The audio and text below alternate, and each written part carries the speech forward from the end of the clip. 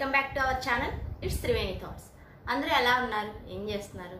మేమైతే ప్రస్తుతానికి బాగానే ఉన్నాం. ప్రస్తుతానికని ఎందుకు అంటున్నాను అనుకుంటున్నారా? ఏం లేదండి, ఈ మధ్య ఒక 20 days నుంచి కొంచెం ఇంట్లో ప్రాబ్లమ్స్ అనమాట. అసలు ఏం బాగాలేదు, అందుకనే వీడియోస్ కూడా చేయలేదు. ఇప్పుడు కొంచెం సర్దుకుంటూ ఉంది. అందుకే ఈ వీడియోతోనే మళ్ళీ స్టార్ట్ చేద్దామని చెప్పి ఈ వీడియో అయితే షూట్ చేస్తుంది అనమాట. ఎప్పుడైనా మనం అందరికీ అయిన వాళ్ళందరికీ దగ్గరగా ఉన్నట్లయితే చాలా బాగుంటుందండి. అది బాగోదు అన్న విషయం ఇటువంటి చిన్న సందర్భాలు వచ్చినప్పుడే మనకు అర్థమవుతూ ఉంటుంది. వాళ్ళని ఎంత మిస్ అవుతున్నామో అనేసి, పేరెంట్స్ని ఫ్యామిలీని ఎంత మిస్ అవుతున్నామో అనేసి ఇటువంటి బాగోలేని సిచ్యువేషన్లోనే మనకు బాగా ఫీల్ అవుతూ ఉంటాము. అది మేము చాలా సఫర్ అయ్యాము ఈ 20 daysలో. ఫస్ట్ ఆఫ్ ఆల్ అసలు ఏమైందంటే, సడన్గా మా మామయ్య చనిపోయారు. ఏప్రిల్ 9th మామయ్య చనిపోయారు. ఆయన ఏజ్ వచ్చేసి ఎక్కువేం కాదు, 46 years, జస్ట్ 46 years. సడన్గా స్ట్రోక్ వచ్చి చనిపోయారు అనమాట. ఉదయం వాళ్ళు డ్యూటీకి వెళ్ళారు. డ్యూటీ నుంచి వచ్చి లంచ్ కూడా చేసి పడుకున్నారు. పడుకొని లేచి కొంచెం ఫ్రెష్ అయ్యారు. ఫ్రెష్ అయితే సడన్గా వెంటనే అలా స్ట్రోక్ వచ్చి అలా కింద పడితే చనిపోయారు. అసలు అనుకోలేదు, అస్సలు ఎవ్వరు అనుకోలేదండి. ఎందుకంటే ఆయన చాలా ఫిట్గా ఉంటారు, చాలా డైట్ ఫాలో అవుతూ ఉంటారు. సడన్గా చెప్పేసరికి అసలు ఎవ్వరూ జీర్ణించుకోలేకపోయారనమాట. అసలు ఎవ్వరూ దాన్ని అసలు ఎలా అంటే అసలు చెప్పలేము. ఇప్పుడు చెప్తూ ఉన్నా సరే ఏడుపు వచ్చేస్తూ ఉంటుంది నాకు. అసలు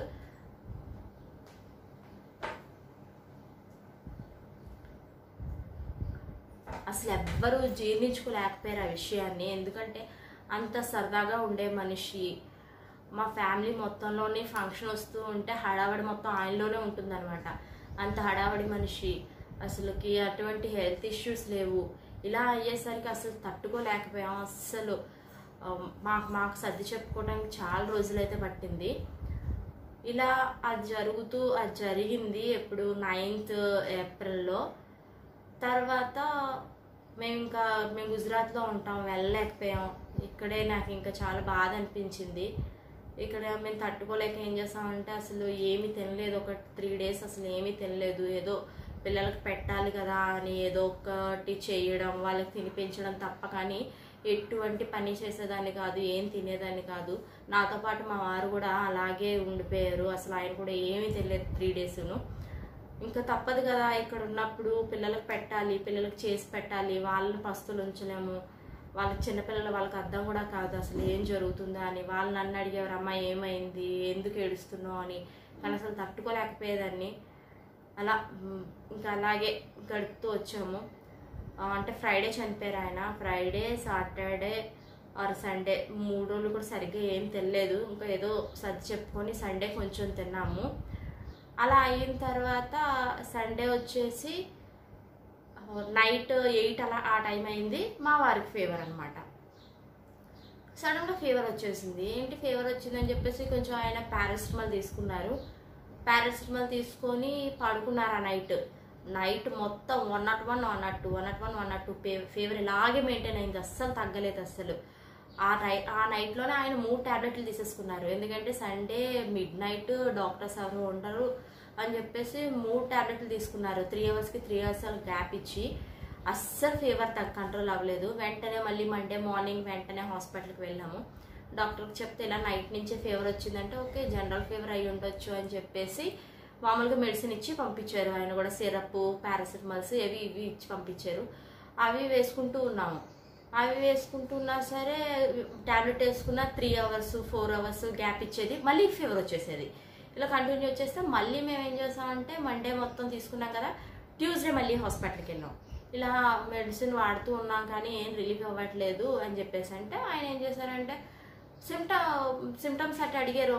ఏమీ పెద్దగా ఏం లేదు, జస్ట్ ఫీవర్ తప్ప ఇంకో సిమ్టమ్స్ ఏం లేవు ఆయనకి.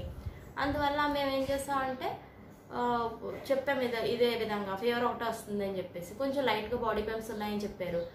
అది అయిన తర్వాత ఆయన ఏం చేశారు, మలేరియా, టైఫాయిడ్, వైరల్ ఫీవర్ కోసం టెస్ట్ చేశారు. అందులో నెగిటివ్, ఏమీ లేదు అని చెప్పేసి మళ్ళీ మెడిసిన్ ఇచ్చి మళ్ళీ పంపించేశారు. అయినా సరే ఆ రోజంతా కూడా ట్యాబ్లెట్స్ వాడాము, అయినా సరే పనిచేయలేదు. ఇంక కొంచెం డౌట్ వచ్చేసింది అనమాట. ఇంక ఇవన్నీ లేదు, జస్ట్ ఇప్పుడు కరోనా నడుస్తుంది, ఒకవేళ అదేమో పిల్లలు ఉన్నారు, మనం దూరంగా ఉన్నాము, నేను ఒక్కదాన్నే ఉన్నాను ఇక్కడ, ఎవరు తోడు కూడా లేరు, హెల్ప్ చేయమండి. కరోనా టైంలో హెల్ప్ అసలు ఎవరు కూడా సరిగ్గా చేయటం లేదు అని చెప్పేసి ఆయన కొంచెం డౌట్ వచ్చేసి ఏం చేశారంటే, మాది డూప్లెక్స్ హౌస్ అనమాట. ఇంక వెంటనే ఆయన మేడ మీద బెడ్రూమ్కి వెళ్ళిపోయారు. అటాచ్డ్ బాత్రూమ్ ఉంది పైన. వెంటనే ఏం చేశారంటే, ఆయన ఎందుకు రిస్క్ తీసుకోవడం, మీరు పిల్లలు కింద సేఫ్గా ఉండండి, నేను పైన నాకు అన్నీ పంపించే పైకి నేను చూసుకుంటాను, మీరు ఏం టెన్షన్ పడొద్దు అని చెప్పేసి ఆయన పైకి వెళ్ళిపోయారు. ఇంకా అక్కడ పైనుంచే ఇంకా అన్ని నెలగే అందిస్తూ ఉండేదాన్ని. ఇంకా ఆయనకైతే మాత్రం కంటిన్యూ ఫీవర్ తగ్గలేదట అసలు. ఎప్పటికప్పుడు ఐస్ ఇస్తూ ఉండేదాన్ని, ఐస్తోనే ఒళ్ళంతా గుడ్డ పెట్టుకుంటూ ఉండేవారనమాట. అలా కొంచెం కొంచెం కాసేపు మళ్ళీ తగ్గడం, మళ్ళీ 3-4 అవర్స్కి మళ్ళీ ఫీవర్ వచ్చడం, ఇదే విధంగా కంటిన్యూ అయ్యేది. అప్పుడు ఏం చేశారంటే, ఈయన డాక్టర్ని కన్సల్ట్ చేశారు, వేరే డాక్టర్ని కన్సల్ట్ చేశారు. ఇలా ఉంది, నాకు అసలు టెంపరేచర్ అసలు తగ్గటం లేదు అని చెప్తే, హాస్పిటల్ ఏమైనా రికమెండ్ చేయండి, నేను వెళ్తాను, జాయిన్ అవుతాను అని చెప్పారు. కాకపోతే ఆ డాక్టర్ ఏమన్నారంటే, అవసరం లేదు, నేను ఇంటికే వచ్చి ట్రీట్మెంట్ చేస్తాను, మీరేం టెన్షన్ పడొద్దు అని చెప్పారు.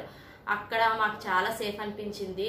దేవుడా నువ్వు ఉన్నావు అనిపించింది. ఎందుకంటే మేము ముగ్గురమే ఉంటాము, నేను పిల్లలు ఇద్దరు, చిన్నపిల్లల్ని వేసుకొని ఇక్కడ ఎవరు నాకు తోడు ఎవరు లేరు. ఆయన హాస్పిటల్లో అడ్మిట్ అయిపోతే ఇక్కడ నేను చాలా ప్రాబ్లమ్స్ ఫేస్ చేయాల్సి వస్తుంది.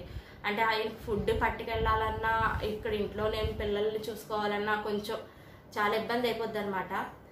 కానీ ఆ డాక్టర్ అయితే అన్నారు, మీకు సపరేట్గా రూమ్ ఉంది కాబట్టి మీరు అలా క్వారంటైన్లోనే ఉండిపోండి, అక్కడ సెల్ఫ్గానే రూమ్లో ఉండిపోండి, మీరు సెల్ఫ్ ఐసోలేషన్లో ఉండిపోండి, నేను వచ్చి ట్రీట్మెంట్ చేస్తాను అని చెప్పేసరికి చాలా రిలీఫ్ అనిపించింది మాకు.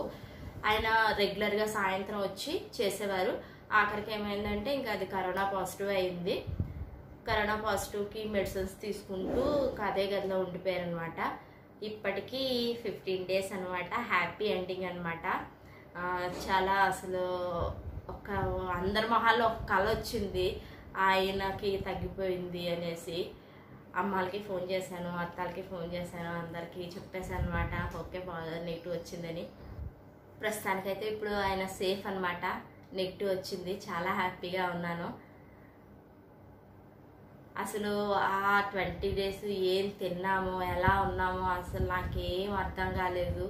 ఇంకొకటే నాకు బాగా గుర్తొచ్చేసేది, పిల్లలతో ఉన్నాము ఎలాగా, ఎవరు నా దగ్గర లేరు అని. కాకపోతే ఇంటి పక్కన వాళ్ళు వీళ్ళందరూ కూడా చాలా సపోర్ట్ చేశారు. వెజిటేబుల్స్ ఇవ్వడం అని, ఫ్రూట్స్ తేవడం అని, మెడిసిన్స్ తేవడం అని అన్నీ కూడా బాగా చేశారు. హాస్పిటల్ డాక్టర్ గారు కూడా ప్రతిరోజు ఈవినింగ్ వచ్చేవారు అనమాట చెకప్ చేయడానికి. ఆయన కూడా చాలా హెల్ప్ చేశారు. తర్వాత మా మరిది వచ్చేసారు, ఇలాగ తెలిసేసరికి ఆయన కూడా వెంటనే ఫ్లైట్ పట్టుకొని వచ్చేసారనమాట. ఆయన హెల్ప్ మనం చెప్పాల్సిన అవసరం లేదు. ఇటువంటి టైంలో తెలుస్తుందండి బాగా, కొంచెం దూరంగా ఫ్యామిలీకి దూరంగా ఉన్నాము అంటే ఇటువంటి టైంలో మనం చాలా ఫేస్ చేయాల్సి వస్తుంది, చాలా ప్రాబ్లమ్స్. అంటే ఒక్కలమే అయిపోతాం అనమాట, అసలు ఎవరో లేరా అన్నట్టు ఒక్కలమే అయిపోతాం. అంటే నలుగురిలో కలిసి ఉంటే కొంచెం అప్పుడప్పుడు వాళ్ళు వస్తూ కలుస్తూ ఉంటే, మనతో మాట్లాడుతూ ఉంటే చాలా మనకి బాధ ఏదైతే ఉందో బాధను ఎవరో తీర్చలేరు, కానీ నేనున్నాను మేమున్నాము అన్న ధైర్యం ఉంటుంది కదండి, అది మనకి చాలా సపోర్ట్గా ఉంటుంది.